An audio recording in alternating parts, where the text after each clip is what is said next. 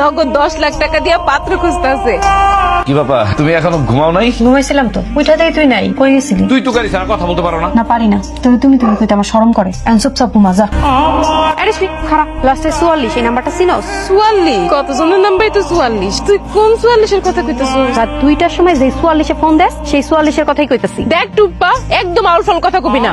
আমি রাত 10টার পর থেকে আর জাগনা থাকি না। তোর লগে তোর ফোন আছে? ফোনে হাত দিবি না, এক পা নড়বি না তুই এখান থেকে। এই যে গত রাইতে আমার জামাইয়ের ফোনে এই নাম্বার থেকেই ফোন আইছিল। এই সমস্ত কথা আমারে না কইয়া নিজের স্বামীরে গিয়া ক। নিজে তো স্বামীরে দাম দাস না, এর লিগে মাইসের লগে খাতির করতে আহে।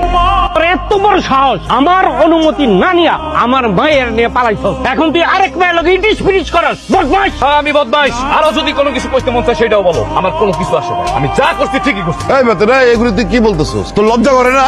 না, লজ্জা করে না। কেন লজ্জা করবো? ছেলের শ্বশুর বাড়িতে এসে মহিষের মতো যখন খাও তখন তোমার লজ্জা করে না? মেয়ের জামাইরে দিয়া যে খেতে গোবর দিতে বলো তখন তোমার লজ্জা লাগে না? তুই সব কি কইতাছ? যা কইছি আমি ঠিকই তো কইছি। তোমার নাতনিরে যে বিয়া করছি, তোমার নাতনি এখন পর্যন্ত এই যে এতদিন হইছে বিয়া, আমার সাথে স্ত্রীর মতো ব্যবহার করছে? করে না। কেন করবো? আমি তো এই বাড়িতে আসলে তোমরা আমার কেউ জামাই মনে করো। তোর চিন্তা ভাবনার অভিমান দেখা আমি তো অবাক হয়ে গেলাম।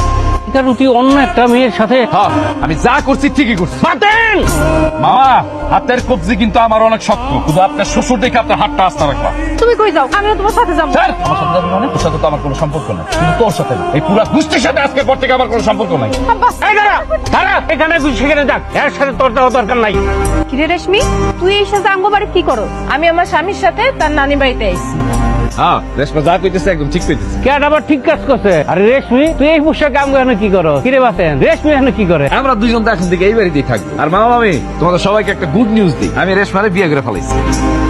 কি কইলি তুই? তুই রেশমিরে বিয়ে করছো? তার মানে আমগো ধারণা ঠিক আছিল? হ্যাঁ, তাতে দোষের কি? শোন, রেশমি যে বিয়ে করছি আমার 10 লক্ষ টাকা দিচ্ছে। আর টাকা বাড়িতে গেলে আমার অনেক সম্মান করি, একদম জামাই আদর করি। 10 লাখ টাকার জন্য আর জামাই আদরের জন্য তুই এই কামটা করতে পারলি? হ্যাঁ, তোকে বাসায় তো আমি নামের জামাই ছিলাম, কোনদিন কামের জামাই ছিলাম। আর অগ বাসায় আমি নামের জামাই হবো, কামের জামাই হবো।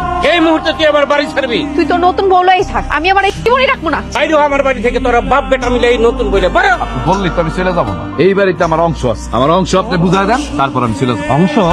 হ্যাঁ, অংশ আমার মার ওয়ারিসের অংশ। আমার মার ওয়ারিসের অংশ তো আমি পাবো, তাই না? তাই বেটা, তোর বাপের এই যে জামাই আদর করছি, ভাগনা করছি।